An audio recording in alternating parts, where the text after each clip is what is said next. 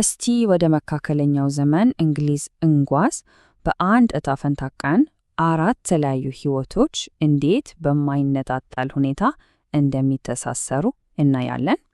ዛሬ የምንመለከተው የኪን ፎለትን ዘኛኛ ድርሰት መሠረት ያደረገውን ይህን አስገራሚ ታሪክ ነው። አንድ ምስጢር ብቻ እንዴት ሁሉን ነገር ሊለውጥ እንደሚችል አብረን እንቃኛለን። ከሃሎዊን ማግስት እውነት ለመናገር ይሄ የመክፈቻ መስመር ብቻውን የሆነ ነገር ሊፈጠር እንደሆነ ፍንጭ ይሰጣል። አስቡት እስቲ፣ አራት ሕፃናት ከካቴድራሉ ጥበቃ ርቀው ሾልከው ሲወጡ ምን ሊገጥማቸው ይችላል? እና የሁሉም ነገር ማዕከል የሆነችው ኪንግስብሪጅ። በግርማ ሞገስ የተሞላውን ካቴድራል እዩት። በዙሪያው ያሉት የተጨናነቁ የገበያ መንገዶች። ያው በወቅቱ ይህች ከተማ የንግድና የእምነት ማዕከል ነበረች። ግን በቅርቡ የአደገኛ ምስጢሮችም መደበቂያ እንደምትሆን ማን አሰበ? እንግዲህ ታሪካችን የሚጀምረው በ1327 የቅዱሳን ቀን ላይ ነው። አንዲት ቀን ብቻ አስቡት፣ ከጠዋት እስከ ማታ። በዚች ቀን ውስጥ የተፈጠረው ነገር የታሪካችንን ገጸ ባህሪያት ሕይወት እስከ መጨረሻው ይቀይረዋል። እሺ፣ እስቲ የታሪኩን ዋና ተዋናዮችን ተዋወቃቸው። አራቱ ልጆች። መጀመሪያ ግዌንዳ አለች፣ ቤተሰቧን ለማኖር ስትል ሌባ የሆነች። ከዛ ራልፍ አለ፣ ያው ጉልበተኛና ጨካኝ። ሜርቲን ደግሞ ልበ ብልሁ ከዘመኑ የቀደመ ልጅ ነው። እና በመጨረሻም ካሪስ፣ ዶክተር የመሆን ትልቅ ህልም ያላት ልጅ።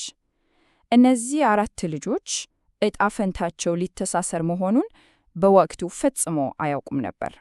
የሚገርመው አራቱም ልጆች የሚኖሩት በአንዲት ከተማ ውስጥ ቢሆንም ዓለማቸው ግን የተለያየ ነበር። በ14ኛው ክፍለ ዘመን ኪንግስብሪጅ የተወለዱበት መደብ ሕይወታቸውን ይወሰን ነበር።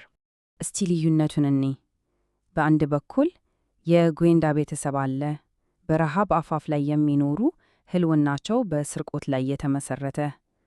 በሌላ በኩል ደግሞ የሜርቲንና የራልፍ ቤተሰብ የባላባቱ የሰር ጄራልድ ልጆች ናቸው።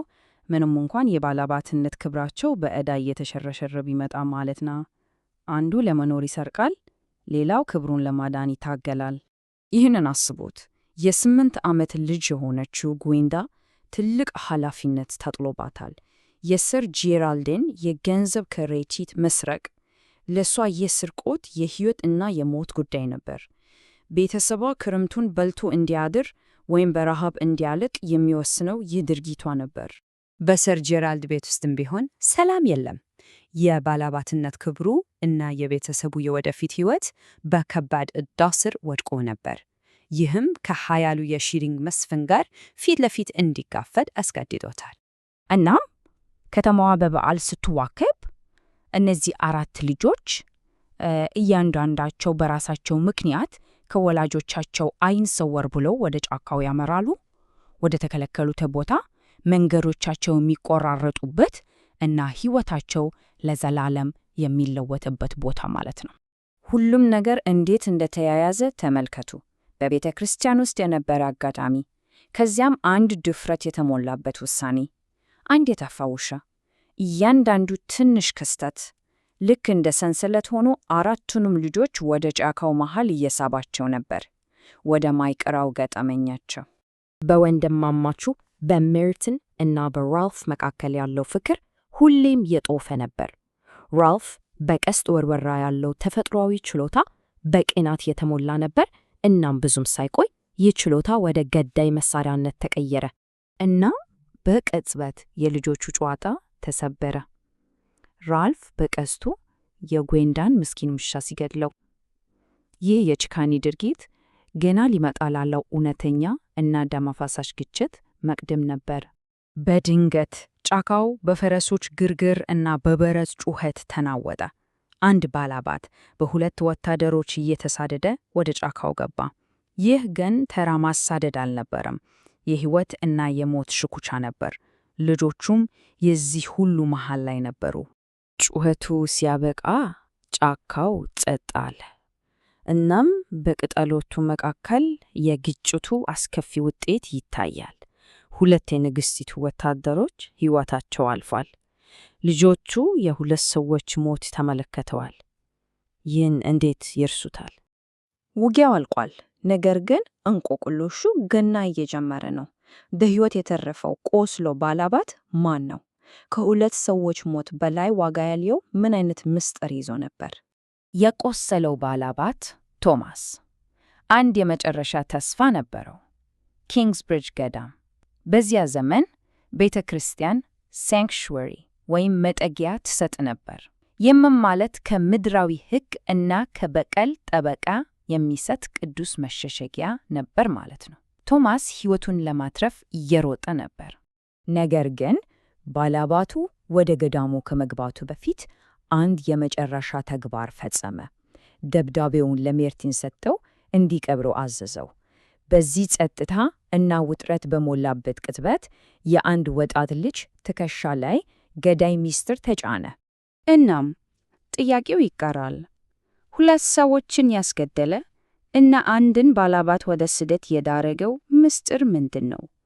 በዚያች ትንሽ በሰም የታተመች ደብዳቤ ውስጥ ምን ተጽፎ ይሆን? ፀሐይ በኪንግስብሪጅ ላይ ስትጠልቅ የዚያች ቀን ክስተቶች የራሳቸውን ረጅም ጠላት ጥሎ ነበር። ለአራቱ ልጆች ሕይወት ከእንግዲህ እንደ ቀድሞ ሊቀጥል አይችልም። በጭራሽ። በፍርሃት እና በድንጋጤ ውስጥ አንድ ቃል ኪዳን ገቡ፣ ዝምታ። ካሁን በኋላ እነሱ ዝም ብሎ የክስተቱ ምስክሮች አይደሉም፣ በደም እና በምስጢር የታሰሩ ተባባሪዎች ናቸው። የጫካው ክስተት እንደ ድንጋይ ሞገድ ነበር። በሰዓታት ውስጥ የእያንዳንዱን ልጅ ሕይወት ሙሉ በሙሉ ለወጠው። ለአንዳንዶቹ ውድቀትን ሲያመጣ፣ ለሌሎች ደግሞ ያልተጠበቀ ዕድልን ከፈተ። ዕጣ ፈንታቸው ታትሟል። ሜርቲን ባላባት የመሆን ሕልም ነበረው። ነገር ግን ያሳየው ብልህነት፣ ቀስቱን የመስራት ችሎታው በኃያላን ዓይን የተለየ መንገድ ላይ አደረገው። የፈጠራ ችሎታው ለሰይፍ ሳይሆን ለመዶሻ አደረገው። እናም ሁሉም ነገር ወደ ኪንግስብሪጅ ገዳም ይመለሳል።